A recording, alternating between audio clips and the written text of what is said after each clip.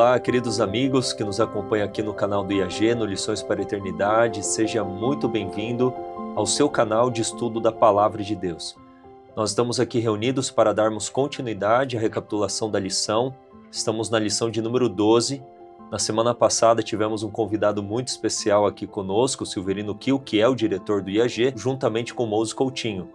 E dessa vez eu estou de volta juntamente com Moses para darmos sequência a esse estudo que certamente tem sido uma grande bênção. Nos aprofundarmos no estudo do livro de Josué tem sido uma bênção na vida de todos nós. Eu peço que você curta este vídeo, compartilhe nas suas redes sociais para que mais pessoas tenham acesso à palavra de Deus. Deixe também aqui nos comentários a sua participação, um comentário pertinente, um texto que você quer contribuir. Se você gostou da recapitulação, deixe escrito também pedidos e agradecimentos pelos quais temos intercedido. Então se sinta à vontade de estar aqui participando nos comentários, porque a sua participação para nós ela é muito importante. E caso você não conheça o IAG, nós somos o Instituto de Apoio à Missão da Igreja Adventista do Sétimo Dia. Estamos situados na zona rural de Capitólio e aqui temos diversas frentes de trabalho, como a agricultura, a indústria, que o Moses Coutinho é diretor, é o responsável por este setor. Temos uma escola missionária, temos uma gráfica também que tem editado e publicado dezenas de títulos. Temos em breve a abertura de uma clínica trabalhando aspectos mais mentais e também a saúde do corpo e da mente. No sul da Bahia, não está localizada aqui essa clínica, mas faz parte também do Instituto. Estamos avançando em outras frentes, desenvolvendo uma plataforma EAD, iniciaremos com um curso de capacitação teológica. Alguns já estão enviando mensagem para mim: pastor, quando começará? Provavelmente no próximo ano, não 2026, no outro ano, início de 2027, se assim Deus permitir. Porque o trabalho, de fato, ele é grandioso. Então ore por nós, dê seu apoio nas orações, também nos recursos. Estamos avançando cada vez mais com as gravações e com todo o projeto EAD. E eu tenho certeza que será uma bênção para alcançarmos milhares, se não milhões de pessoas para a honra e glória do nosso Deus. Eu quero cumprimentar aqui o Moses. Moses, você é mais do que de casa, né? Já é apresentador aqui do Lições para a Eternidade também. Amém. Muito obrigado, pastor. Seja muito bem-vindo de volta. Obrigado. E bem-vindos a todos os irmãos que nos acompanham mais uma vez. Mais uma lição, a penúltima lição sobre o livro de Josué, né? Que será mais uma bênção em nossa vida. É verdade. E antes de darmos início, apenas reiterando um convite que estamos fazendo a você, teremos em breve, mas em breve mesmo, um congresso aqui no IAG nessa época do final de ano, do dia 23 ao dia 28, e a temática será famílias, porque é um congresso que muitas vezes famílias estão presentes, com o título Famílias em Busca do Derramamento do Espírito Santo. Então, faça a sua inscrição, entre em contato com o número que vai aparecer aqui na descrição deste vídeo, também temos mais informações sobre isso. E se você quer também adquirir alguma literatura, conhecer um pouco mais do nosso trabalho, entre no site institutoiag.com.br e lá você pode ter acesso a todos os materiais que aqui publicamos. E aqui no canal temos uma mesa farta, né, de sermões e materiais para que você possa buscar conhecer mais a vontade de Deus e a palavra de Deus no seu crescimento espiritual. Vamos então dar início à recapitulação, lição de número 12, com o título Deus é Fiel. Vamos invocar a presença de Deus aqui neste lugar e, sendo possível, feche os seus olhos para que nós oremos neste momento. Moses? Oremos. Grande Pai que habita no céu, nós damos graças ao Senhor pela sua infinita misericórdia, com a qual o Senhor nos tem abençoado. O Senhor tem nos dado vida, tem nos dado saúde, tem nos dado, além disso, um chamado, tem nos dado uma obra e um convite para fazer uma aliança conosco. Amém. E nós pedimos que o Senhor nos aceite, apesar de nossas dificuldades, nossas falhas, e nos transforme naquilo que o Senhor gostaria que fôssemos. Amém, Senhor.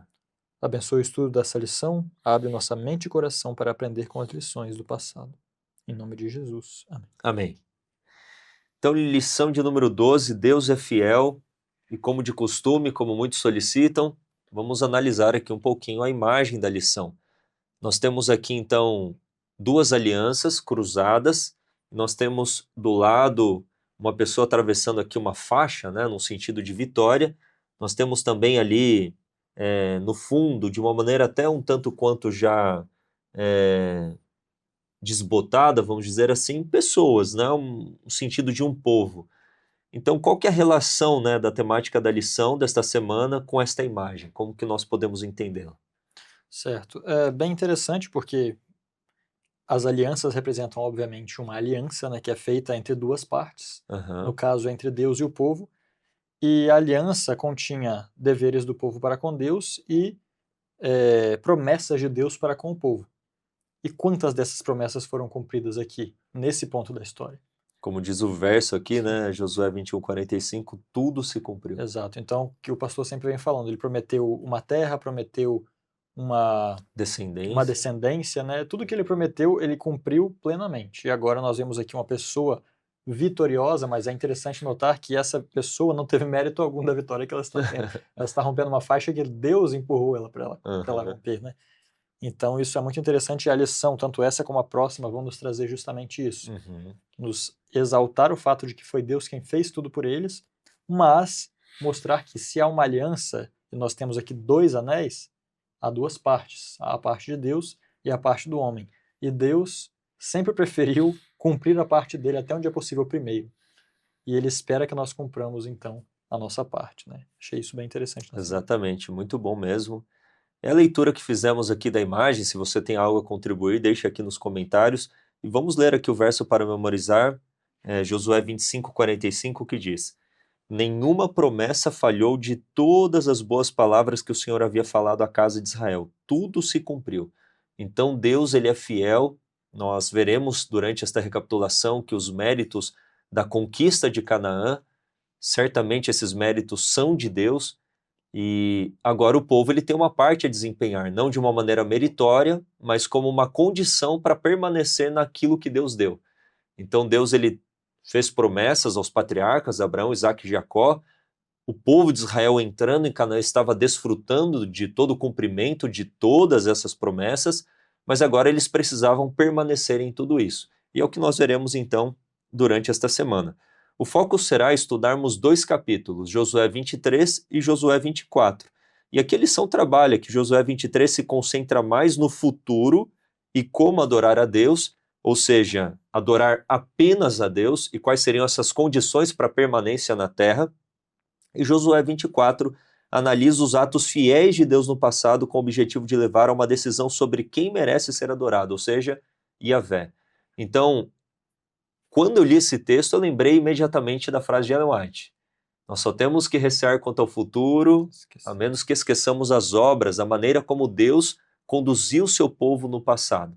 Então, se nós olharmos para o passado, isso nos fortalece no presente e no futuro. Então, Josué capítulo 23 vem falando a respeito de evitar, não apenas evitar, mas não praticar a idolatria e a miscigenação, casamento com os povos cananeus. Mas por quê? Porque Deus, ele é santo, Deus, ele é zeloso, olha tudo que Deus fez por vocês. A resposta de obediência deveria ser levada por amor. Nós obedecemos a Deus por amor. Então, quando lembramos de todos os grandes feitos do Senhor por nós, todas as orações respondidas, o sacrifício de Cristo na cruz, a vida de Cristo na cruz, a vida de Cristo no santuário celestial, vivendo para interceder por nós, todo o plano da salvação, o ministério dos anjos, o amor do Pai, a obra do Espírito Santo, você fala, uau, tudo isso que Deus fez por mim, então Deus ele pede coisas para que permanecemos naquilo que ele nos deu, e a nossa resposta deve ser, obviamente, de obediência por amor. Então nós temos aqui que Deus, agora, nesse discurso final de Josué, ele estabelece o caminho para o sucesso dessa nação, o caminho para o sucesso futuro dessa nação. Eles foram bem-sucedidos em conquistar a terra, mas agora, e daqui para diante, como que seria? Então aqui nós temos esse tipo de norte, né, de conselho, como que eles deveriam permanecer fiéis a Deus. Certamente. Uhum. Sim, podemos avançar. Podemos avançar? Uhum. Vamos aqui então para a lição de domingo, que tem como título Tudo se cumpriu, fazendo um eco aqui ao verso para memorizar que nós acabamos de ler, e vamos entender aqui a respeito da fidelidade de Deus primeiramente. Vamos ler Josué capítulo 21. Eu quero dar uma ênfase aqui no versículo 45. Vamos ler desde o verso 43 a 45. Lê para nós, moço, por favor. Certo, diz assim: E o Senhor deu a Israel toda a terra que jurou dar a seus pais, e eles a possuíram e nela habitaram. E o Senhor lhes deu repouso ao redor, segundo tudo que jurou aos seus pais. E diante deles não ficou de pé nenhum homem de todos os seus inimigos. O Senhor entregou todos os seus inimigos na sua mão. Nada falhou de toda boa coisa que o Senhor havia falado à casa de Israel. Tudo se cumpriu. Olha que bênção, né? Então nós temos aqui uma ênfase na fidelidade de Deus e também que o mérito é de Deus. Nós temos em 3 versos, 6 vezes a expressão tudo ou todas as coisas, tudo se cumpriu. Ou seja, 6 vezes aparece essa questão de uma maneira generalizada, abrangente mesmo. Ou seja, o texto está querendo nos ensinar algo. O que ele está querendo nos ensinar neste momento? Eu achei interessante de que, mesmo que o povo de Israel não tivesse méritos para receber a terra de Canaã, Deus foi fiel à sua promessa. A promessa de Deus havia sido feita aos antepassados daqueles que entraram aqui. Ela chegou a eles, né? Mas a promessa inicialmente havia sido feita aos antepassados. Sim. E nós estudamos no trimestre passado, né, sobre as promessas que Deus tinha feito para o povo. Ele fez as promessas de uma terra, prometeu vencer os seus inimigos e tudo isso foi cumprido plenamente. E eu achei interessante trazer também isso para nós, no sentido de que, primeiro, Deus, como nós já dissemos, gosta de cumprir a sua parte primeiro para que nós tenhamos uma evidência do seu amor por nós. Exatamente. Então Deus falou, olha, tem uma parte e a outra parte. Obviamente Deus não colocou o povo de Israel dentro de Canaã enquanto eles estavam em sua apostasia. Ele escolheu a geração que estava em mais conformidade com sua lei e seus mandamentos para colocar lá dentro. Não de maneira meritória, como eu já disse, mas nos planos de Deus ele assim quis fazer. Colocar uma nação que estivesse seguindo sua lei neste momento dentro de Canaã. E quando nós olhamos então para o passado e vemos que eles podiam olhar para as promessas cumpridas de Deus para fortalecê-los agora na sua própria parte, que é o que vai entrar daqui para frente, nós também vemos uma lição para nós, porque Deus também deu promessas para nós. É verdade. Deus deu promessas tanto de uma nova terra, como também de um novo coração. Ele prometeu dar escape na tentação. E quando nós olhamos para tudo isso e olhamos para essa história, isso deve nos dar mais confiança de que Deus realmente cumprirá aquilo que prometeu e de que há uma parte também para o ser humano cumprir. Certamente. E aí é até interessante, o nome da lição é Deus é fiel, né? E aí eu já gostaria de introduzir um ponto aqui. Está escrito, a lição até recomenda que nós leamos 2 Timóteo, que fala ali... Isso, esse texto é... que... Lê pra gente, moço. Vamos ler aqui, 2 Timóteo 2, 11 a 13. Vamos ler aqui. Eu acredito que esse texto ele dá uma fundamentação a respeito da fidelidade de Deus. Sim, está escrito, a partir do verso 11. Esta é uma palavra fiel, que se morrermos com ele, também viveremos com ele. Se sofrermos, também reinaremos com ele. E se o negarmos, ele também nos negará. Se não crermos, ainda assim ele permanece fiel. Não pode negar-se a si mesmo. Então Deus é fiel. E aí eu pergunto, o que significa o fato de que Deus seja fiel? Deus é fiel, então ele cumpre, ele dá as bênçãos para o povo que está em infidelidade? É isso que o verso está querendo dizer? Não. Será que é isso? Porque pode ser que hajam pessoas que entendam dessa maneira, como Deus é fiel. E aí muita gente nem pesquisa o contexto e sai falando, colando, escrevendo em carro, escrevendo em roupa. Deus é fiel. Não é mentira, mas o que a pessoa está entendendo daquilo? Quando nós lemos os 2 versos anteriores, aqui está dizendo que se morremos com ele, também viveremos com ele. Ou seja, há condições para tudo. Se sofrermos, também reinaremos com ele. Se o negarmos, ele também nos negará. Ou seja, tudo é uma questão condicional. Então nós não podemos também entender o Deus é fiel como se fosse... como se Deus não esperasse nada. Ou seja, no sentido de, olha, eu vou fazer tudo, eu sei que vocês não têm nem vontade de se salvar, então vamos fazer absolutamente tudo para você. Deus é fiel, ele cumpre aquilo que ele promete. E Deus não prometeu salvar ninguém na infidelidade. Então é fidelidade caso Deus condene um infiel. Aqui o contexto está dizendo que Deus é fiel, independente se nós somos fiéis ou não. Agora Deus é fiel aqui, às promessas que ele fez, na aliança, o contexto da aliança. Deus é fiel à sua parte da aliança. E a promessa de Deus em relação à humanidade não é apenas salvação, mas é a destruição daqueles que não creem. Exato. Porque o maior pecado não é em si o próprio pecado, mas o maior pecado é negar a Cristo, que nos dá o perdão do pecado e o poder para vencer o pecado. Exatamente. Então, a partir do momento que a pessoa não crê, ela será condenada. E essa é uma promessa dada por Deus também. Deus E ele é foi fiel para cumprir isso também. Exatamente. Uhum. Então, todas as promessas de Deus, às vezes nós podemos confundir esse verso, mas ele está dizendo que Deus é fiel em tudo o que ele falou que vai fazer. Uhum. Então, se ele disse que vai salvar aqueles que se entregarem por ele, ele vai fazê-lo. Uhum. E aqui volta, eu e o pastor estávamos comentando antes, essa lição parece que esse assunto rodeia toda essa lição. Exatamente. Essa Toda questão. semana esse assunto vem à tona. De que Deus faz algo e espera algo de nós, não de maneira meritória.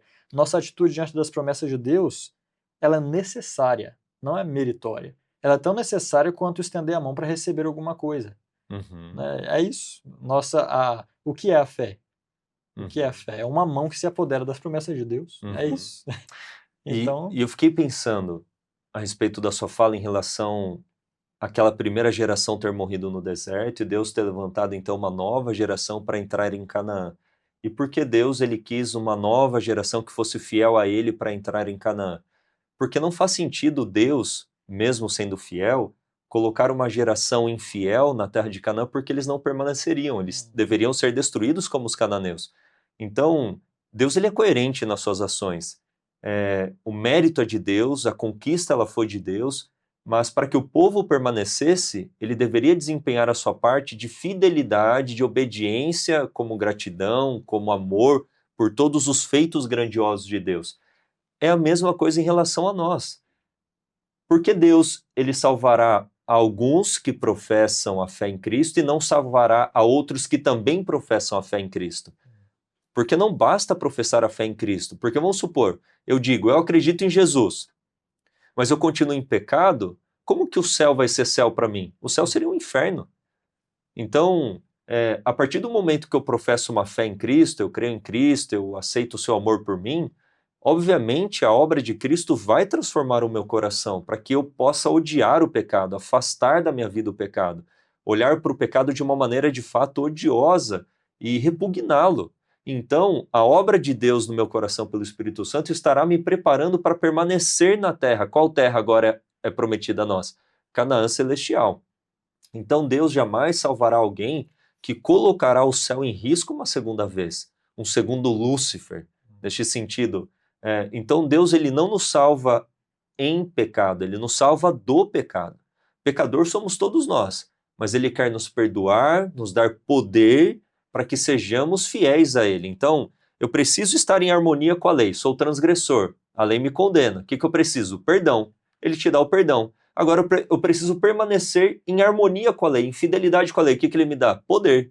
Agora, se eu recebo o seu perdão e rejeito o seu poder, eu terei que ser condenado como os cananeus. Ele é fiel para cumprir as suas promessas relacionadas a bênçãos e relacionadas também à maldição, no sentido de destruição, de condenação. E a fidelidade, como expressa aqui em Timóteo, em 2 Timóteo, é parte da natureza de Deus. Assim como Deus ele é amor, Deus ele é fiel. E não tem como Deus não ser amor e Deus passar a ser egoísta. Ele não pode ir contra a própria natureza. Existem coisas que Deus não pode. Deus não pode mentir. Deus não pode pecar. Deus não pode ser infiel. Deus não pode ser egoísmo. Por quê? Porque é a natureza de Deus, é a essência de Deus. Então, por mais que sejamos infiéis, ele jamais será infiel porque é da sua natureza. Se formos egoístas, ele não será egoísta para conosco, porque ele é amor, é da sua natureza. Ele não pode negar a si mesmo. Isso é tremendo, né? É o que nos dá a garantia de que Deus ele cumprirá as suas promessas. Amém. Deus é justo e misericordioso. A justiça de Deus faz com que isso aconteça. Deus nunca prometeu salvar aqueles que não buscam a salvação. Deus nunca prometeu, mas ele dá a salvação. Você não pediu também. Então, Exato. Isso é misericórdia, ao mesmo tempo que ele deu a misericórdia primeiro, falou, agora eu espero você aceitar ou não para eu poder executar a justiça. Então, apesar de Deus ainda ser justo e esperar algo dos seus filhos, a misericórdia dele é tão grande que ele sempre tem dado mais do que aquilo que nós pedimos ou pensamos. É verdade. Então ele tem passado do nível em misericórdia para conosco, esperando que nós cheguemos ao nível em correspondência a essa misericórdia, né? Aceitando. Basicamente, é isso. Amém, louvado seja Deus. Eu quero só ler aqui um texto que a lição traz, que para mim é muito significativo também em relação a nós, mas fazendo esse paralelo entre o povo de Israel e a nossa salvação, que está lá em 2 Coríntios capítulo 1. 2 Coríntios 1, eu quero destacar apenas aqui o versículo 20. 2 Coríntios 1, verso 20. Diz assim: porque todas quantas promessas há de Deus são nele, e nele aqui é em Jesus, são nele sim. E por ele, em Jesus, o amém, ou seja, o assim seja, para a glória de Deus por nós. Então todas as promessas de Deus em Cristo, elas são um sim. Não há nenhuma promessa que Deus fez em Cristo que não se cumprirá. Nele, todas as promessas são um amém. Para a glória de quem? Para a glória de Deus. Então ele prometeu voltar, prometeu um novo céu, uma nova terra, uma vida eterna, uma herança que não perde seu valor. É o texto lá de 1 Pedro, né? Tudo está reservado para nós, somos preservados e guardados pelo poder de Deus. Mas quem que participará de tudo isso? Aquele que permanecer, aquele que, de uma maneira retributiva, não meritória, não buscando justiça própria, mas satisfazer as condições da aliança. Como Moses bem explicou no início, são duas alianças. Deus, ele sempre vai cumprir a parte dele. Agora ele nos capacita a cumprirmos a nossa parte, porque por nós mesmos ficou evidente com o povo de Israel lá no pé do Monte Sinai. Tudo que o Senhor disse faremos. Fizeram? Não. Nós veremos também aqui para o final do livro de Josué, eles falam a mesma coisa, né? Nós seremos fiéis à aliança, seremos fiéis às promessas de Deus, seremos fiéis e obedientes ao Senhor. Nós temos que estar confiando na carne ou no Espírito? Confiando em nós mesmos ou em Deus que nos habilita a fazermos aquilo que Ele nos pede? Então tem todos esses aspectos que a lição ela vai trabalhar. O que eu acho lindo é, o nosso descanso tem que estar centrado em Cristo Jesus. Amém. Louvado seja Deus por isso. Não nos nossos méritos, não na nossa vida, mas em quem Jesus é. Segunda-feira vem falando aí o sinal de preocupação. Que sinal foi esse, né?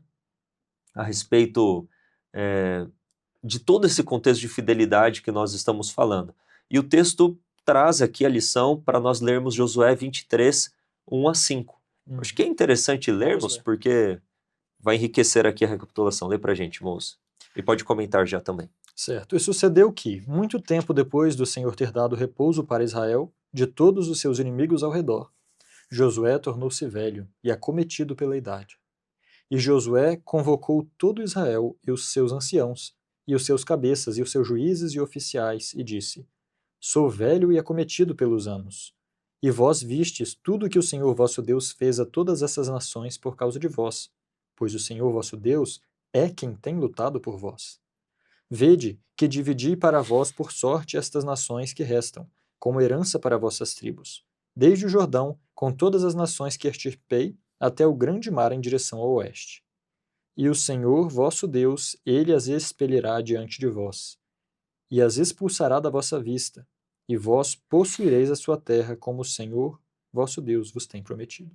Amém. Então a preocupação aqui inicial nós vemos que é expressa duas vezes. Josué tornou-se velho e acometido pela idade, acometido pelos anos. Mas por que isso era preocupante? Por quê? O povo, ele foi fiel enquanto esteve sob a guia de Josué, né? E a preocupação agora é justamente essa. O povo permanecerá fiel depois da morte de Josué? Deus, Josué, na verdade, né, como líder, ele havia cumprido sua missão, levando o povo para dentro da terra prometida. E Deus cumpriu a promessa dele, espantando e derrotando os inimigos de Israel. Deus e Josué cumpriram. E agora? E agora? É uma expectativa, né? O que o povo vai fazer daqui para frente? Durante todo o tempo sobre a guia de Josué, o povo tinha seguido os mandamentos de Deus em relação à terra. Só que tinha um ainda para cumprir, que era expulsar o restante dos cananeus das terras a ser conquistadas. Entre outras coisas que, na verdade, isso aqui resume, na verdade, vamos dizer assim, não resume, né? Mas estão aqui explicadas depois as razões por que eles deveriam expulsar todos os cananeus. Quais seriam as consequências se eles não fizessem isso? Exatamente, haveria consequências se não fizessem. Em resumo, o que deveria ser feito era isso. para evitar os problemas posteriores. E a pergunta era se o povo seguiria a vontade de Deus após a morte do seu líder. E antes de avançar daqui para frente, né, eu fico até pensando como que isso não é hoje também para um líder idoso quando ele realiza um trabalho e depois fica olhando quem vai dar continuidade, né? Porque nós olhamos aqui para o caso de Israel e não haveria um terceiro líder agora. Não haveria mais um líder. Agora, os homens não teriam um chefe. O chefe deveria ser quem? Deus. Esse aqui deveria, de acordo com a vontade de Deus, ser o último chefe de Israel. A partir daqui, eles deveriam ser uma teocracia sem um líder principal. Deus não falou igual falou para Moisés para ele levar Josué e consagrar Josué. Exatamente. Josué agora ficou no sentido, ninguém vai ocupar meu lugar. Eu, na frente, o povo está seguindo a vontade de Deus. Nós vamos ver no capítulo 24 que já estava começando alguma outra coisa errada a acontecer ali dentro. Então, era justa essa preocupação de Josué, né? E quando nós olhamos isso para nós, assim como Deus, através de Josué, derrotou os cananeus, em Jesus, Deus derrotou Satanás. Isso é uma realidade. A tentação, o pecado e Satanás foram derrotados em Jesus. Amém. E restam para nós, assim como restava para o povo, demonstrar a disposição de terminar a conquista. Ou seja, se nós temos direito à Canaã Celestial hoje, é porque Jesus, como o Josué antigo, conquistou para nós o direito. E agora, como nós sabemos, e a lição vem trazendo, a história de Josué vem trazendo, se dependesse só de Deus, nós já estaríamos no céu. A pergunta é, o que falta agora e o que vai acontecer a partir daqui para o povo entrar? Exatamente. E aí entra até a questão da teologia da última geração, quando nós vemos isso aqui. Porque se espera algo, se espera que o povo faça alguma coisa para entrar, o povo de Israel eles já estavam dentro, eles tinham que fazer algo para continuar. Nós estamos às portas. Em promessa ela já é nossa, mas nós devemos entrar. E o que falta para entrar? Falta que o povo esteja disposto a terminar de conquistar. Exato. E tem uma ênfase aqui, dentro dessa linha que você está argumentando, no final do verso 3 diz, porque o Senhor vosso Deus é que tem pelejado por vós. Perceba que não está aqui no passado, porque o Senhor vosso Deus é que pelejou por vós. Ou seja, o Senhor vosso Deus pelejou, mas continua pelejando. Ou seja, o mérito é dele de toda a conquista, mas o mérito continuará sendo dele para finalizar a obra de conquistar os demais povos. E aqui o versículo 10 também dá essa ênfase. Um só homem dentre vós perseguirá 1000. Imagina isso? Pois é o Senhor vosso Deus que peleja por vós, como já vos tem falado. Ou, como já demonstrou que é Ele quem faz todas essas coisas. Então, vamos trazer um pouquinho mais aqui para nós, hoje em dia também. O Senhor Jesus conquistou a vitória na cruz. Não existe a possibilidade de Satanás triunfar no grande conflito. Ele já foi derrotado. Agora, quando eu aceito a Jesus, ele quer derrotar Satanás na minha vida, ele quer destruir o pecado na minha vida. Mas agora, a partir do momento que Jesus já conquistou tudo isso, como Josué antitípico, né, que a gente já estudou na lição, qualquer vitória que eu tiver sobre o pecado é mérito de quem? É meu? Eu venci o pecado? Não. Jesus venceu em mim o pecado, ele continua pelejando por mim através da habitação interior do Espírito Santo. Então essa visão de que aqueles que estão lutando contra o pecado têm um sentimento, um senso de justiça própria, de mérito, é uma visão falaciosa, é uma acusação diabólica mesmo, porque nós cremos que a vitória foi conquistada por Cristo na cruz e Ele quer conquistar essa vitória mediante a sua intercessão no santuário celestial na minha vida e o mérito é dele. Então, ele é o princípio, ele é o fim, ele é o autor e consumador da fé, tudo é dele, para ele, com ele, dele. Enfim, ele é o centro de todas as coisas e não nós. Mas para que Cristo viva em mim, existe essa questão da permanência, que vem a fidelidade, a submissão, a obediência, baixarmos a cabeça e permitirmos que ele conduza o nosso pescoço, para que a gente não tenha uma cerviz, um pescoço duro, como um animal aí indomável. E a lição dá essa reiterada aqui, né? A vitória que eles haviam conquistado, o povo de Israel, não era uma realidade consumada. Então você aceitou a Jesus Cristo como seu Senhor e Salvador? Maravilha, mas você já foi salvo? Uma vez salvo, salvo para sempre? Você pode falar agora assim, eu estou completamente... Não que a gente tenha dúvidas da nossa salvação, não é esse ponto também. Mas eu não posso ter a presunção de falar salvo para sempre. A gente só vai poder dizer isso quando a gente atravessar o portal da cidade eterna. Quando você atravessar Nova Jerusalém, você vai falar salvo para sempre. Mas até lá, Cristo te deu a vitória. A questão é se você vai agora permanecer. Aqueles que permanecerem, obviamente, serão salvos. Então, eu posso ter certeza da salvação, convicção? Posso. Mas eu posso ter a presunção da salvação? Não, você tem que estar em constante vigilância. Então, diz aqui, a vitória não era uma realidade consumada e imutável para Israel, mas uma possibilidade sempre presente pela confiança constante e fiel na ajuda disponível de Deus. É João 15, né? Devemos permanecer na videira. Se eu me liguei à videira, mas depois me desliguei, eu vou perecer, vou secar como um ramo. Então, esse é o ponto, né? Que eu achei assim a lição destacando isso de uma maneira muito clara. Amém. O permanecer, permanecer. Eu quero fazer aqui uma perguntinha da lição mesmo. Com tantas promessas maravilhosas diante de nós, por que ainda achamos tão fácil pecar? Ou por que muitas vezes permanecemos em pecado? Se Deus é poderoso, Ele já deixou claro que venceu o pecado em Cristo, na sua vida exemplar, o modelo da vida de Jesus, a morte de Cristo na cruz, a ressurreição de Cristo, a obra poderosa de intercessão de Cristo, por que que muitas vezes a gente ainda continua em práticas pecaminosas, né? Essa é uma pergunta interessante. Na verdade, é até difícil encontrar uma resposta, né?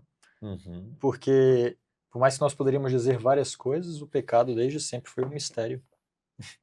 Por que que nós vamos pecar ainda mais com tanta visão de glória, tantas coisas boas? Eu diria hoje, pastor, que a maior arma de Satanás para nós é o desânimo É. contra o povo de Deus. Porque quando nós desanimamos de permanecer em Cristo, é aí que nós pecamos. Nossa natureza já nos puxa, tende a nos puxar mais para o pecado. A única maneira de nós estarmos de pé é estar em Cristo. Uhum. E se nós desviarmos o olhar dele de alguma maneira, vamos desanimar, vamos naufragar. E eu Exatamente. creio que isso Satanás tenta fazer conosco o tempo todo, né? Além de nossa própria natureza, temos um inimigo lutando contra nós, que foi vencido por Cristo. Então a única maneira de viver e vencer esse inimigo é estar do lado de Cristo que já venceu. Uhum. Então, Uhum. eu creio que nós achamos fácil pecar quando nos afastamos dele. Porque quem peca, está escrito, aquele que peca é porque não conhece. Não vê e não o conhece, não vê a Jesus e não o Sim, conhece. exatamente. Então, vendo e conhecendo a Jesus, nós não pecaremos. Uhum. Uhum. Essa é a questão. E o conhecimento de Jesus é um processo também no qual nós vamos crescendo diariamente. Só que se nós temos um processo intermitente, nos aproximamos, depois nos afastamos completamente, depois buscamos outra vez, nos afastamos totalmente, nós acabamos não crescendo também. Isso nos trava também como cristãos, né? E nos leva a pecar também. Uhum. Nós devemos agarrar Jesus como Jacó e não soltar enquanto não termos a bênção. Amém, exatamente. Eu acredito que essa ênfase eu responderia de forma semelhante, que muitas vezes a gente luta para não pecar, mas a nossa luta tem que ser por permanecer em Cristo. Porque se eu permaneço em Cristo no sentido de orar, de ler e praticar a palavra, de submeter a minha vontade, a vitória sobre o pecado é consequência. Porque muitas vezes a gente quer lutar contra o pecado, mas a gente tem que entender que a força não é nossa. Que contra o pecado, eu na carne, eu não tenho chance. Então, a lição vem trabalhando isso daqui também, antes de eu ler um texto. No final da segunda diz aqui o parágrafo: as vitórias dos israelitas não podiam ser atribuídas à sua força e estratégia. Da mesma forma, a vitória espiritual sobre o pecado e a tentação foi garantida por meio do sacrifício e da ressurreição de Jesus Cristo. E eu acrescentaria, mediante a sua intercessão também no santuário celestial. Mas o povo de Deus hoje precisa contar constantemente com os suprimentos espirituais concedidos pelo Espírito Santo, que vem o texto de Efésios 6 da armadura de Deus, para viver uma vida triunfante. Então, a permanência me faz dar fruto. Agora imagina o ramo falando assim, eu preciso dar fruto, e não focar em permanecer na videira, que é de onde ele recebe a seiva, que dará vida para que ele dê fruto. Então, muitas vezes o nosso foco é em dar fruto e não no permanecer, mas o permanecer me fará dar fruto. Aqui em 1 João, capítulo 3, traz alguns versos muito impactantes. São aqueles versos difíceis de serem lidos. Tanto que muitos sugerem uma outra tradução para dar uma aliviada. Calma aí, João, não foi bem isso que Deus te revelou. Né? Daí na tradução querem dar uma aliviada. Olha só, 1 João 3, 8 e 9, diz assim, ó. Quem pratica o pecado é do diabo, porque o diabo peca desde o princípio. Para isto o Filho de Deus se manifestou. Para o quê?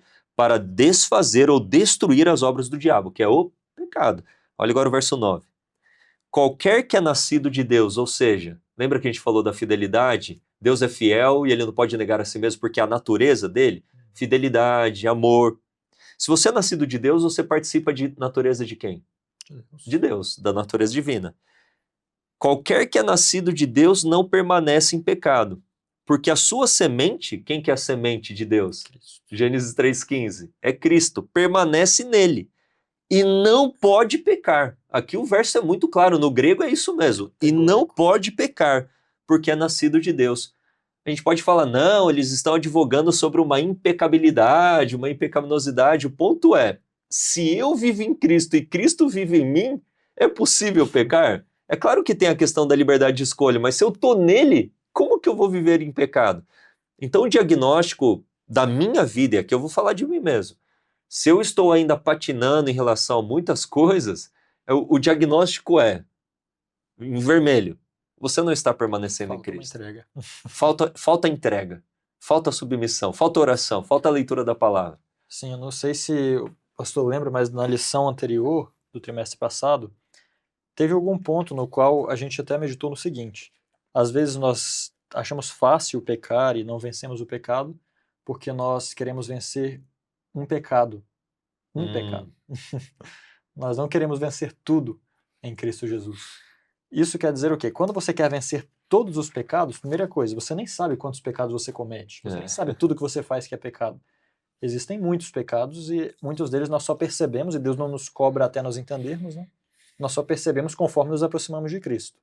Então, quando nós decidimos vencer todo o pecado, primeiro passo, nós nos apavoramos inicialmente, né? Porque todo o pecado é muita coisa, é muito pecado.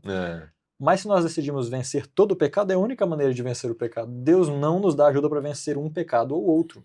A ajuda de Deus é para vencer o pecado, não algum pecado, o pecado. Então nós temos que englobar todos os pecados dentro de um saco, não dizer, Senhor, eu quero muito vencer isso. Eu preciso muito vencer a procrastinação, eu preciso vencer a pornografia, eu preciso vencer a mentira, seja o que for. Senhor, não é essa a entrega que Deus deseja. Não é isso que Ele espera e nem é isso que vai nos ajudar a vencer. Deus não espera que nós vençamos isso. Nós temos que colocar toda a nossa imundícia em um saco e dizer, Senhor, isso aqui tudo eu quero vencer. Tudo. E aí nós entregamos.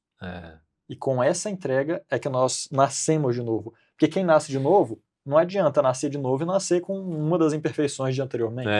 Exatamente. Se você nasceu de novo, você é novo, é nova criatura. Então tudo começa outra vez. E isso é entrega total. Entrega total, novo nascimento, nova criatura, não há pecado. E que Deus nos guie para essa experiência. Amém. Que Ele nos atraia cada vez mais. Abra os seus olhos, abra os nossos olhos, os meus olhos, para vermos toda a bondade, toda a graça que há em Jesus. Somente contemplando isso, conhecendo a Cristo, é que nós teremos essa experiência. É verdade. Eu fiquei pensando, você falando, imagina o povo de Israel, olha, Senhor, nós estamos aqui na terra, agora a gente vai só contra os heveus.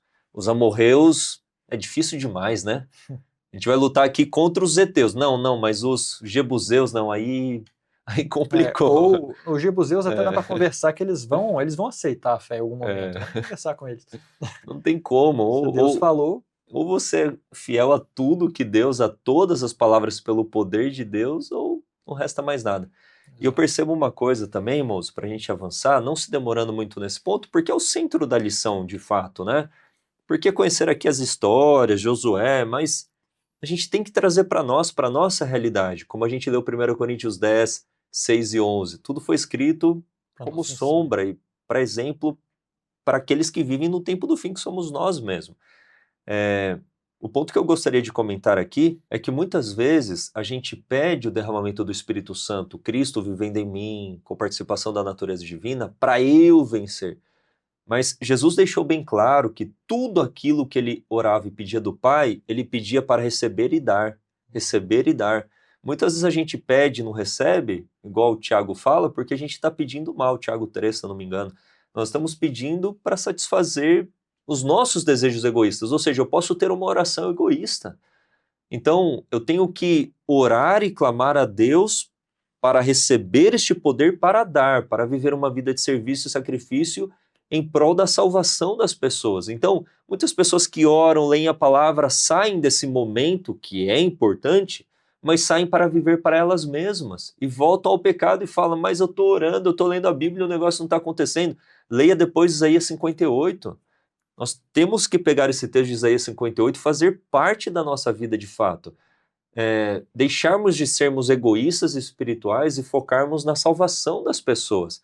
E aqui eu quero recomendar um documentário chamado Mully, M-U-L-L-Y, muito excelente. É claro que tem uma coisinha ou outra, mas você vê assim uma pessoa que vive uma vida de sacrifício e serviço, ela não está centrada mais nela mesma, mas ela está centrada em Cristo, na salvação de pessoas. Eu acho que é isso que falta muitas vezes para nós como povo, de amarmos como Ele amou. Então tem que orar para permanecer em Cristo, ler a palavra, mas falta essa vida não centrada em si mesmo, clamar o Espírito para comunicar Amém. o amor e o serviço e a salvação.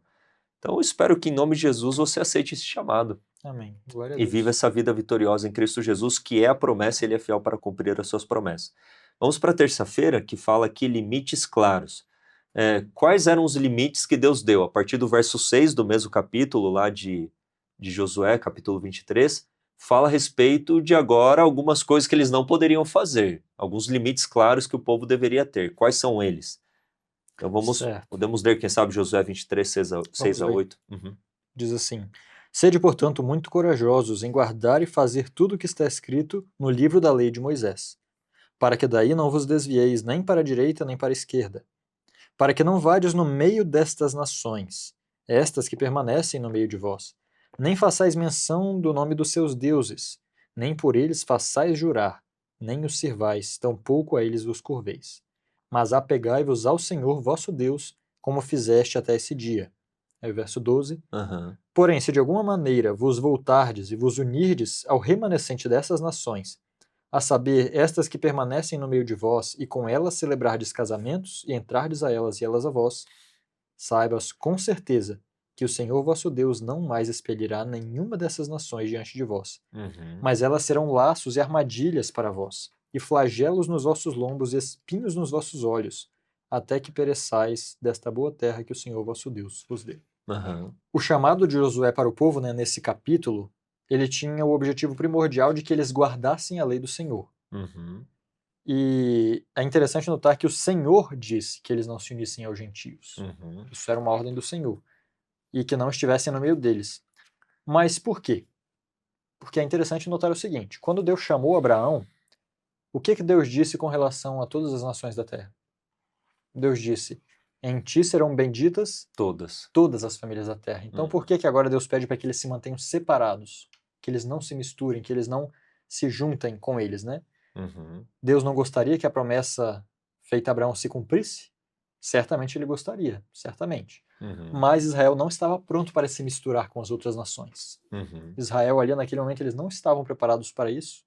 E a bênção, na verdade, seria tirada caso eles fizessem isso. Essa bênção que abençoaria todas as nações da terra, que era o próprio Cristo, ele seria tirado, ou seja, de alguma maneira os inimigos os fariam sair do propósito para que isso também fosse impedido, né, de alguma maneira. Mas, olhando também para o povo de Canaã e olhando a história passada até aqui, já nessa lição, nós podemos ver que esse povo, ele estava além da possibilidade de arrependimento. Eles já tinham passado todas as suas possibilidades. Exatamente. Então, não haveria por que o povo de Israel se arriscar no meio daquele povo. Tanto é que foi dito, as leis aqui permitiam, que eles fizessem algum tipo de associação com as nações vizinhas mais distantes, ou seja, que não estivessem dentro dos limites que Deus estabeleceu. Porque aqueles que estavam ali já tinham extrapolado a misericórdia de Deus e não havia mais arrependimento para eles. Então, as ordens de Deus são para a proteção do seu povo. E por isso, casar-se com pessoas de outras nações foi proibido. E quando nós olhamos, houveram exceções nisso, né? Nós vemos o caso de Raabe, de Ruth, mas elas tinham se convertido anteriormente. Exatamente. Elas se converteram antes e depois houve o casamento, né? No geral, o casamento com infiéis não resulta em bons frutos. Então, por exemplo, o casamento missionário é algo que acontece muito entre jovens. Né? É algo muito comum hoje em dia, na verdade sempre foi na igreja, né? o povo sempre quer, de alguma maneira, casar para trazer alguém para o povo de Deus. Sejamos sinceros, ninguém quer casar para trazer alguém para a igreja. Isso nunca foi um método missionário. Nós queremos casar por razões que nós sabemos quais são e temos a esperança de que essas pessoas entrem para a igreja. Foi exatamente assim que aconteceu com um grande homem da Bíblia. Quem foi esse homem? Salomão. Exatamente. Salomão, quando ele se casou com a princesa do Egito, ele tinha esperança de que ela se convertesse. Assim como com as outras 700 que ele se casou, as outras mulheres todas. Mas qual foi o resultado? Eu gostaria de ler o resultado com as palavras da própria Bíblia. Está em 1 Reis 11, 1-4. E o rei Salomão amou muitas mulheres estrangeiras, além da filha de Faraó, moabitas, amonitas, edomitas, sidônias e eteias, das nações de que o Senhor tinha falado aos filhos de Israel: não chegareis a elas, e elas não chegarão a vós. De outra maneira, seguramente perverterão o vosso coração para seguir os seus deuses.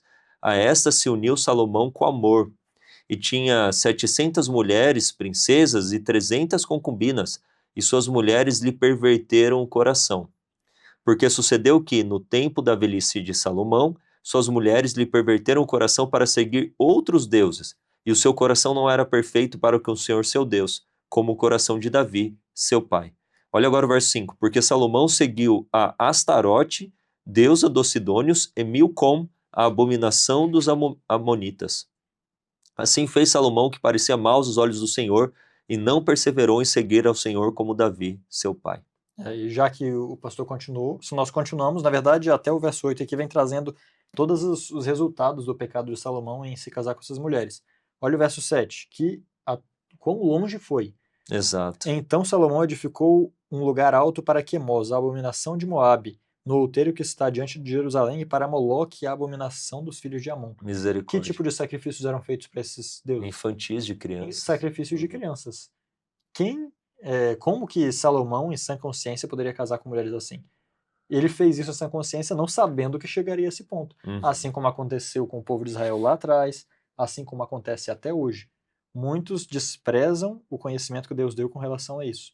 Não se casem, não se liguem em julgo desigual com os infiéis. E tem razões. Todas as ordens de Deus são para nos proteger. Só que Satanás tenta nos convencer de que são para nos privar. Eva, lá no Jardim do Éden, teve exatamente essa experiência. Deus está privando você de algo bom. Então eu vou atrás de algo bom e vejo que, na verdade, Deus estava me protegendo de algo ruim. Né? E então, quando nós lemos Josué 23 ali, né, nós vemos Deus tentando proteger o povo mais uma vez. Tudo isso aqui já havia sido dito anteriormente e é repetido várias vezes através da história. Essas leis, esses chamados de Deus. Por quê? Porque Deus não queria que o povo se salvasse pela lei. Deus queria guardar o povo através da lei. Exato. A lei deveria ser Seria uma um muro de proteção. Isso, de proteção. Essa era a intenção de Deus. E essa é, até hoje, a intenção dele. E para ver aqui a ligação entre casamento e idolatria, porque a partir do momento que Salomão casou com essas mulheres, ele se tornou idólatra. E dá para ver que a infidelidade a uma exigência dada por Deus, a uma ordenança dada por Deus, faz com que o homem mais sábio se torne tolo. Porque como que o homem mais sábio que já existiu comete um erro grotesco desse aqui, né? Porque a infidelidade, ele começou a racionalizar, começou a conjecturar, começou até de uma maneira assim, isso é uma estratégia para que Israel tenha o domínio sobre as outras nações, porque aqui, nesses casamentos, eram transações comerciais, na verdade, né? Eram ligações assim comerciais. Vamos ajudar a Deus, vamos seguir o nosso método, até um ponto de ele sacrificar crianças, uma coisa assim, de fato, assustadora. E isso mostra para nós que, por mais que você esteja numa posição de fidelidade a Deus, se você negociar algum princípio, isso te levará a uma apostasia completa, te levará a um afastamento da vontade de Deus. Então, esse conselho dado por Deus, através de Josué para o povo, para que eliminassem os deuses falsos, eliminassem os ídolos do meio deles, não casassem, não cometessem a miscigenação com os povos que estavam no meio deles, mas que eles fossem fiéis para eliminar esses povos, é apresentado no Novo Testamento. Então isso não é só para eles, é para nós hoje. Então nós não devemos nos colocar em julgo desigual com os infiéis. Ou seja, pessoas que não compartilham das mesmas crenças e valores, nós não devemos nos unir a essas pessoas. Por quê? Porque provavelmente, muito provavelmente, esse convívio diário vai fazer com que negociemos princípios, vai enfraquecer a fé, vai nos desviar dos princípios e da palavra de Deus. Não tem como. É uma coisa assim um tanto quanto inevitável. E eu, como pastor, já vi isso inúmeras vezes. A pessoa vai racionalizando, não, mas ele é tão legal, a família dele, mas ele é tão bonitinho, eu sempre, ou ela, tal. Ah, vai, mas ele é cristão, ela é cristã. A questão não é só ser cristão, é compartilhar da mesma fé, dos mesmos valores e princípios. Que como adventista do sétimo dia, temos alguns bem peculiares e específicos, que por mais que a outra pessoa seja cristã, não estou chamando ela de infiel, mas ela não está compartilhando os mesmos princípios bíblicos e valores que nós temos como adventistas. Deus vai julgar se a pessoa é infiel ou não, mas não se coloque em julgo desigual. Se você está me ouvindo e está num relacionamento de namoro com alguém que não compartilha os mesmos princípios e valores, saiba que não está sendo aprovado por Deus, simplesmente assim. Não tem como, mas Deus conhece o meu coração, Deus conhece, e Deus sabe deveria que... dar medo, né? Exatamente, Deus sabe que você está indo no caminho errado.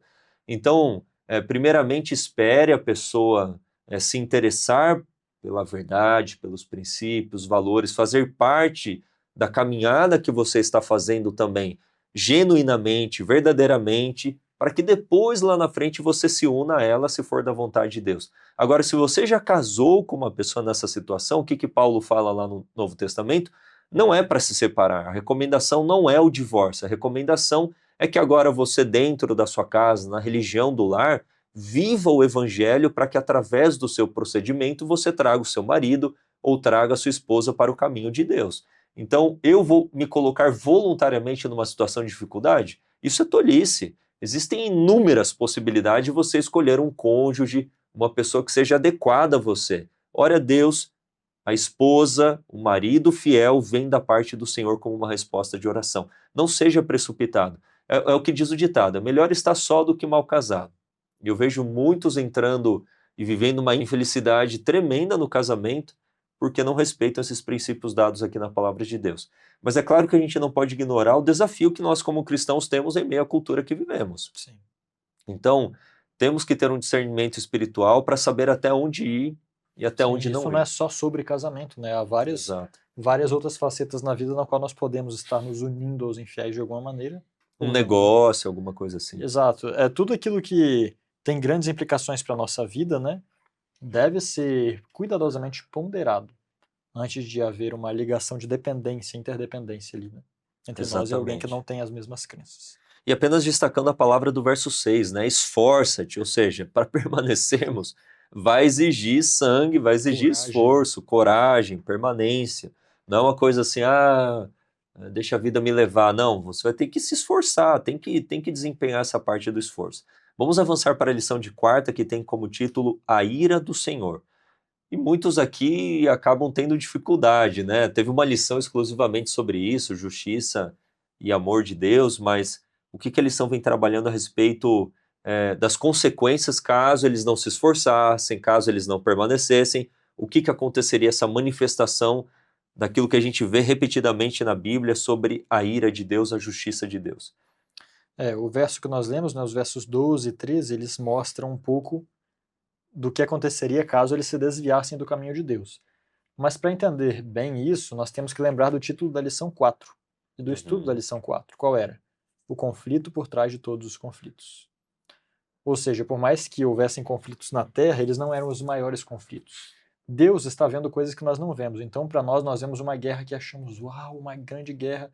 Para Deus, aquilo ali é pequeno em comparação a tudo que acontece no mundo espiritual. Exato. Então, o conflito por trás de todos os conflitos é uma guerra que não é contra carne e sangue. Não são carne e sangue que lutam nesse conflito. É contra as coisas espirituais, essencialmente contra o pecado. Essa é a guerra de Deus. Deus tem uma guerra contra o pecado.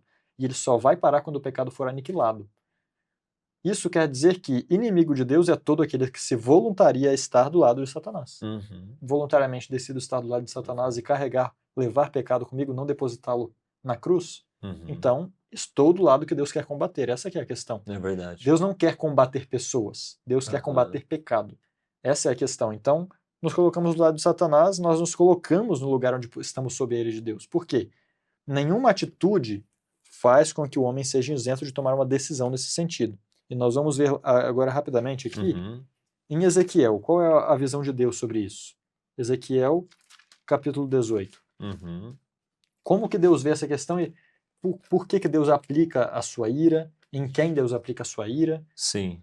Ezequiel 18, verso 20 até o 26. Lê pra gente, pastor. A alma que pecar, essa morrerá. O filho não levará a iniquidade do pai, nem o pai levará a iniquidade do filho. A justiça do justo ficará sobre ele, e a impiedade do ímpio cairá sobre ele. Mas se o ímpio se converter de todos os pecados que cometeu, e guardar todos os meus estatutos, e proceder com retidão e justiça, certamente viverá, não morrerá. De todas as transgressões que cometeu, não haverá lembrança contra ele, pela justiça que praticou, viverá. Desejaria eu, de qualquer maneira, a morte do ímpio? Diz o Senhor Deus. Não desejo, antes que se converta dos seus maus caminhos e viva? Mas, desviando-se o justo da sua justiça e cometendo a iniquidade, fazendo conforme todas as abominações que faz o ímpio, porventura viverá? De todas as justiças que tiver feito, não se fará memória. Na sua transgressão com que transgrediu e no seu pecado com que pecou, neles morrerá. Dizeis, porém, o caminho do Senhor não é direito. Ouvi agora, ó casa de Israel, porventura não é mau, não é o meu caminho direito? Não são os vossos caminhos tortuosos? Desviando-se o justo da sua justiça e cometendo iniquidade, morrerá por ela, na iniquidade que cometeu, morrerá. Então aqui nós vemos, primeiro, o desejo de Deus no verso 23.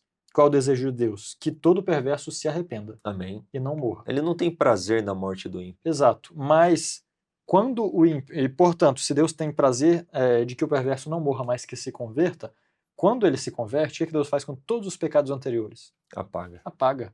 Tudo que ele fez de mal é Louvado esquecido. seja Deus, amém.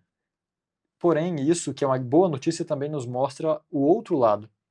De que quando um justo se desvia do caminho da justiça para o caminho da impiedade, o que acontece com a justiça anterior dele? É esquecido. Totalmente esquecida, da mesma maneira. E aí Deus pergunta, vocês não acham que eu estou sendo justo? Não são vocês que têm caminhos tortuosos, aqui coloca inconstantes, que ficam ora lá, ora aqui, ora lá, ora aqui, nos colocando o tempo todo em um lugar onde podemos estar sob a ira de Deus? Quando nós olhamos aqui para a história de Josué e como eles conquistaram a Terra Prometida, nós vemos que Deus usou Israel para punir a maldade dos cananeus. Ele não fez isso porque Israel era bom. Deus usou Israel para puni-los, né? E quando ele usasse nações cananeias como espinhos, conforme nós lemos aqui, contra Israel, ele estaria fazendo exatamente a mesma coisa. Porque Deus usa quem ele quer. Deus não se limita a usar os instrumentos que se voluntariam para ele. Exato. Nós vemos isso claramente na história de Davi. Davi pecou. Quem foi a pessoa que mais fez Davi pagar pelos pecados dele, em certo aspecto? Seu filho, colocaria Seu filho, Absalão. Absalão estava andando na vontade de Deus? Não. Absalão era ímpio. Só que Deus usou Absalão para punir o pecado de Davi. E assim é que vai acontecer também com o povo de Israel nessa história aqui. Se eles andarem no caminho do ímpio, Deus usará o ímpio contra eles dessa vez. Assim como Deus usou eles na sua justiça para punir o ímpio, assim aconteceria agora com eles, se eles se desviassem. E Deus aqui tentando, né, protegê-los, tentando guardá-los. E mais uma vez, Ezequiel 18:32 repete a ideia. Eu não tenho prazer na morte daquele que morre, diz o Senhor. Portanto, convertei-vos e vivei. Amém. Esse é o desejo de Deus. Então, a ira de Deus, na verdade, não é primordialmente aquilo que é para nós. O que é a ira para nós? É um descontrole emocional, tem aqui até a lição, né? Uma vingança, uma coisa assim, imprevisível, impulsiva, um sentimento. Isso, é um sentimento. Para Deus, a ira não é primordialmente um sentimento, mas sim a aplicação do juízo sobre aquele que é infiel e rebelde. É como se Deus está no juízo. E qual das duas palavras combina mais com alguém que é condenado? Ira ou amor? Amor não, ou que seja bonança, felicidade. Ira. A ira é aquilo que acontece. Então, se você está num juízo, você é condenado 30 anos de prisão por causa do seu crime. É como se tivesse vindo algo terrível sobre você. E nesse sentido é a ira de Deus. O juízo de Deus é terrível. Porque Deus tem ira contra o pecado. E nós sentimos essa ira se o pecado estiver em nós. É verdade, é verdade. E aqui, o Moses trabalhou muito bem a lição aqui de quarta-feira. Só quero trazer um pensamento, né, de que a gente não pode separar o amor da justiça e nem a justiça do amor. Porque imagina se nós tivéssemos apenas o amor e não tivéssemos o aspecto da justiça. Esse amor nunca seria amor genuíno, pleno, completo, sem a prática da justiça. E a justiça sem o amor não seria uma justiça justa se também não tivesse a misericórdia e o amor. Então, na natureza divina, na revelação do seu caráter, amor e justiça se unem, se fundem e revelam que o caráter de Deus, de fato, ele é harmonioso. E até na destruição do ímpio, como sendo um ato de justiça, primeiramente que ele escolheu isso, e como disse o Moses, Deus ele vai destruir o pecado, se a pessoa está presa ao pecado, está agarrada ao pecado também, obviamente será destruída, é uma manifestação do amor de Deus, porque se Deus leva para o céu aquela pessoa, como que seria o céu para ela?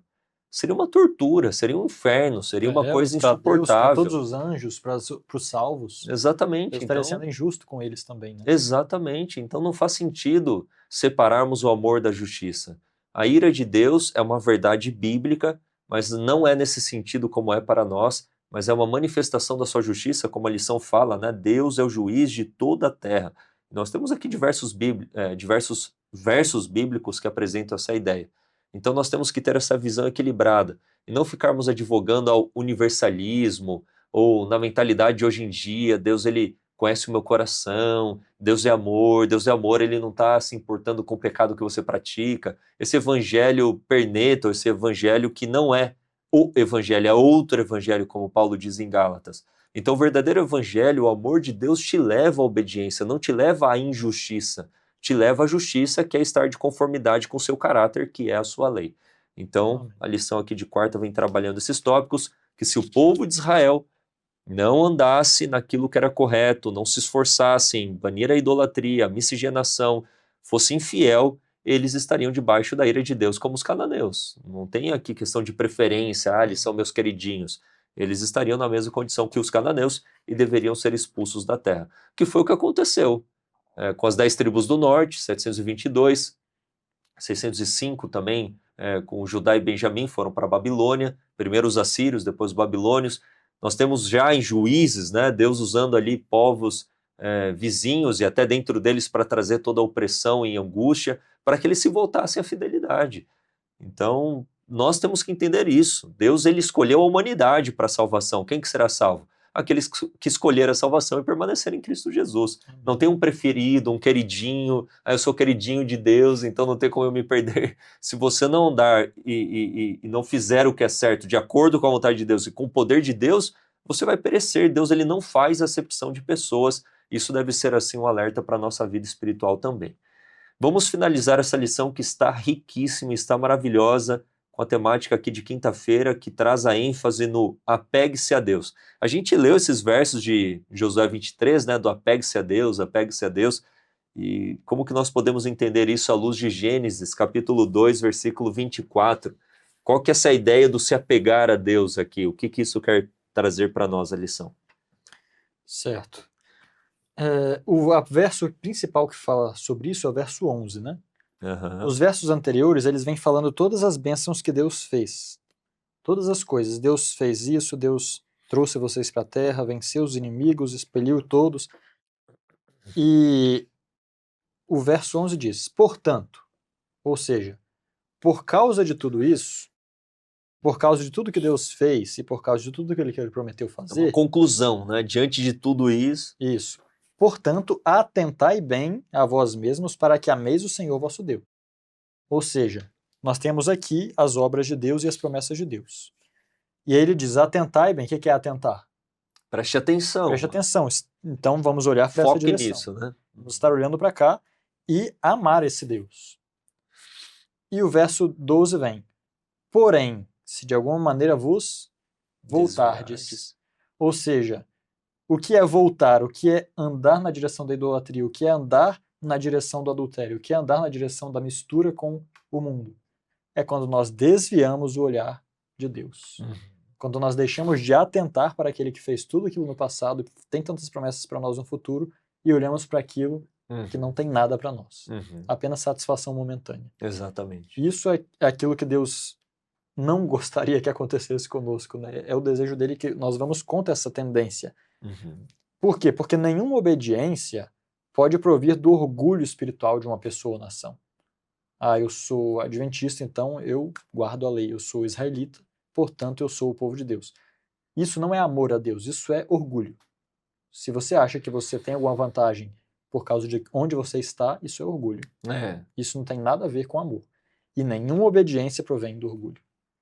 A obediência provém do amor. Amém. Então, e ela tampouco vem de uma simples vontade de obedecer. Sim, eu quero obedecer. A única maneira de haver obediência perfeita é através do amor, que é o supremo fator motivador da obediência. Uhum. Amor gera amor, e o desejo de Deus é que nós, desviando um pouco do nosso egocentrismo, de olhar para nós mesmos, de como nós vamos fazer, do que nós podemos fazer, daquilo que nós já fizemos ou o que nós queremos, ele quer que nós desviemos dessas vontades e olhemos para os versos anteriores aqui, do verso 11. Tudo que ele fez, tudo que ele faz, tudo que ele promete. E contemplar isso nos seus detalhes.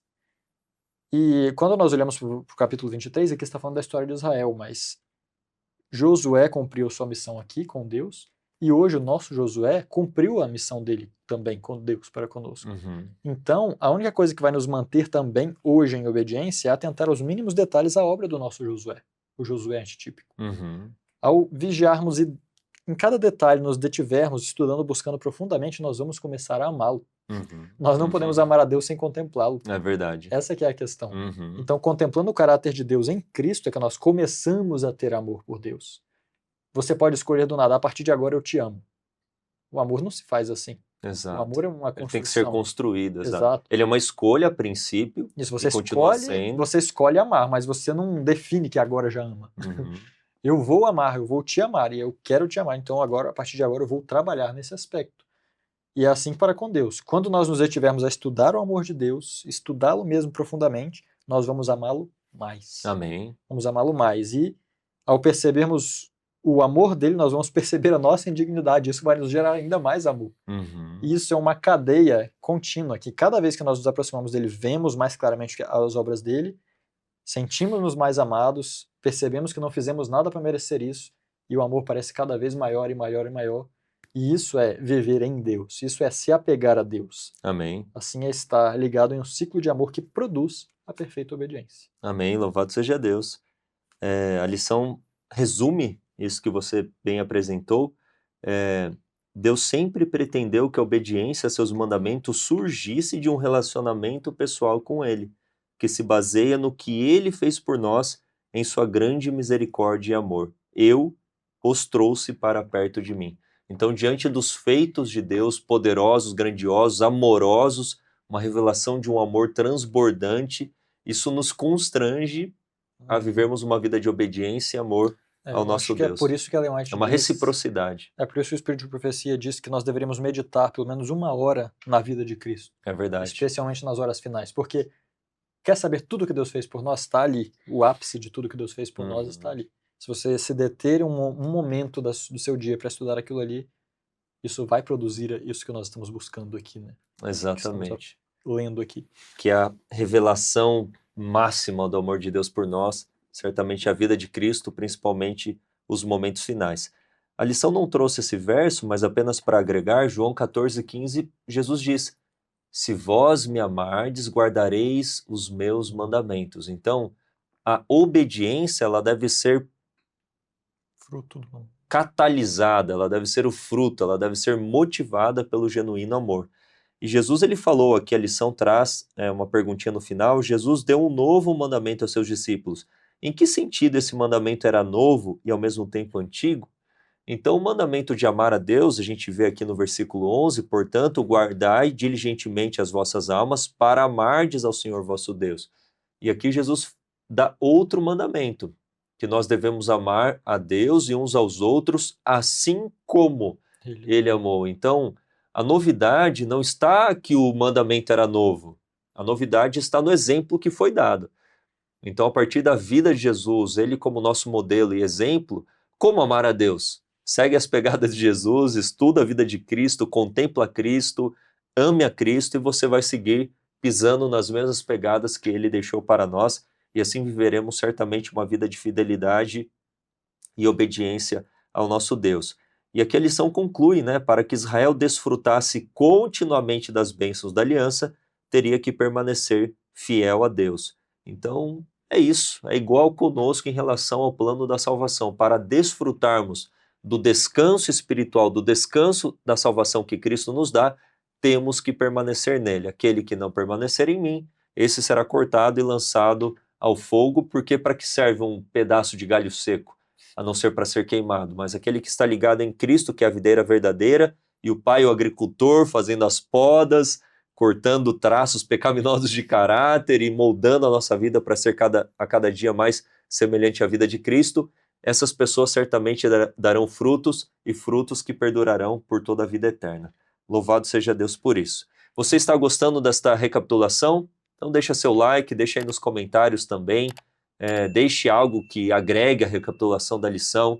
Eu tenho certeza que a lição de número 12, tendo em mente as 11 lições que já estudamos, está dando essa fechada, né, essa ênfase a respeito do método de Deus em nos salvar. O mérito é dele, mas ele nos dá poder para permanecermos nele e na salvação que ele nos concede gratuitamente também. Amém.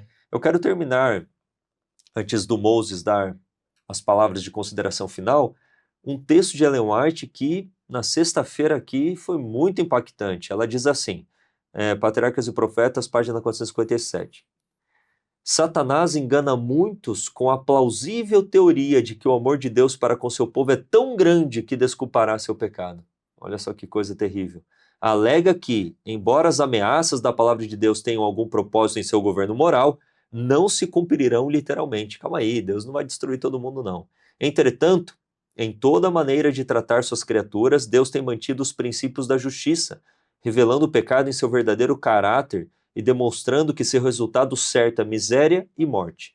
Nunca houve, nem nunca haverá perdão incondicional do pecado. Uau. Que texto poderoso. Tal perdão mostraria o abandono dos princípios de justiça que constituem o próprio fundamento do governo de Deus e encheria de espanto o universo dos seres não caídos. A suposta benevolência que rejeita a justiça não é benevolência, mas fraqueza. E aqui, terminando aqui para o final o texto, o ser humano só pode ter esperança de se livrar dos terríveis resultados da transgressão pelo fato de o Redentor ter suportado em nosso favor a maldição do pecado. Então, a obra que Cristo fez por nós, ele também quer fazer em nós e nos dar a libertação completa do pecado. Perdão, poder e um dia nos libertar da presença do pecado. E isso está muito perto de acontecer. Em breve Jesus voltará e iremos adentrar em Canaã celestial. Amém. Moço, considerações finais? Realmente, eu creio que o resumo dessa lição é que nós devemos estar em Cristo e buscando a Cristo, por todas as razões possíveis. Primeiro, em gratidão por tudo que ele fez. Segundo, porque nós precisamos disso. Terceiro, para cumprir o propósito da nossa vida, que é dado por Deus, nós precisamos estar ligados a Cristo. Eu diria que o segredo para nós cumprirmos a vontade de Deus para nós está em que nossa vida devocional seja uma vida de alguém que deseja isso realmente. É verdade. Nós não podemos esperar vencer enquanto nós estivermos longe de Cristo ou dando mais tempo, dedicando mais tempo a nossas próprias coisas, ao nosso próprio telefone, aos nossos próprios prazeres ou gostos ou trabalho, seja o que for. Cristo deve ser o primeiro em nossa vida para que nós possamos obedecê-lo perfeitamente. Amém. E que essa seja uma realidade em todos nós. Amém. Louvado seja Deus. Vamos finalizar com uma oração. Sendo possível, feche seus olhos, vamos falar com Deus. Santo Deus e Pai, muito obrigado, Senhor, pela Tua palavra que nos mostra o caminho. Obrigado pelas Tuas ricas e grandiosas promessas. Queremos desfrutar de todas elas em Cristo Jesus. Agradecemos a vitória que vem da cruz, que vem da ressurreição, que vem do santuário celestial onde Cristo intercede por nós e purifica os nossos pecados. Ajuda-nos, ó Pai, diariamente a nos esforçarmos para permanecermos em Cristo e que o Senhor viva em nós pelo Teu Santo Espírito e que vivamos a vida de Cristo, andemos em Cristo para darmos os mesmos frutos que a vida de Cristo deu também. Amém. Abençoe a todos aqueles que nos seguem aqui no Lições para a Eternidade, que a Tua graça esteja sobre eles E obrigado, Senhor, por este quadro que temos aqui no IAG. Obrigado pela participação de todos. Que a tua graça esteja sempre sobre nós. Em nome de Jesus te pedimos e oramos. Amém. Amém. Deus abençoe a sua vida. Foi uma alegria estar aqui na lição de número 12 de volta para estar falando em nome de Jesus ao seu coração. Espero que tudo aquilo que você tem ouvido fique guardado no seu coração e você tenha forças espirituais pelo Espírito de Deus para assimilar e colocar em prática na sua vida, experimentando libertação do casamento, libertação do pecado, das garras de Satanás e usufruindo de todas as ricas e grandiosas promessas da palavra de Deus. Até a próxima lição, quando concluiremos este trimestre. Aqui finalizamos mais um Lições para a Eternidade, seu estudo semanal da lição da Escola Sabatina. IAG, juntos avançaremos.